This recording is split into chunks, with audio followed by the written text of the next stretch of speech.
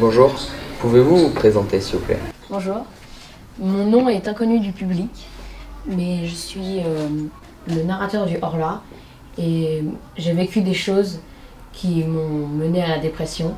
Nous avons décidé de monter une interview et de la filmer pour davantage rentrer en contact avec ces personnages.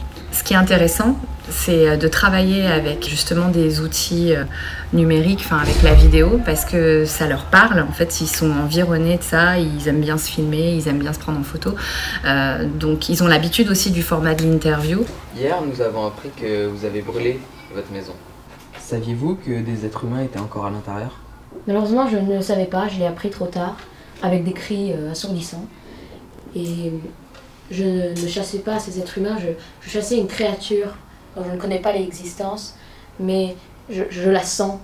Et ce qu'on a pu constater, en fait, c'est que les enfants se sont davantage intéressés à l'histoire et se sont presque identifiés. Présentez-vous s'il vous plaît. Bien sûr.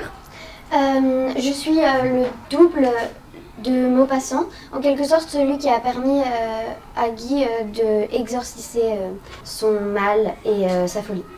D'accord. Pourquoi avez-vous brûlé votre maison?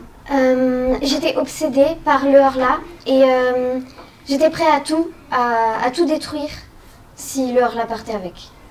Il parle à la place du personnage et il y a un processus d'identification qui se fait et un intérêt plus grand pour la littérature parce qu'il constate au final que même si cette histoire a été écrite 2 siècles auparavant, ça parle toujours de l'humanité de manière universelle.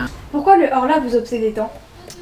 Comprenez, un être invisible vous contrôle chacun de vos mouvements, contrôle chacun de vos actes.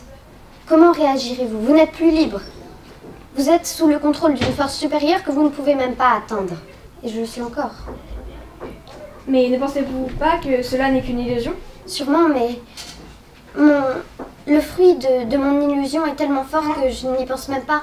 Je pense juste à cette force qui me contrôle. Je ne sais pas comment expliquer, mais elle est supérieure à moi. Elle me regarde, je ne sais pas.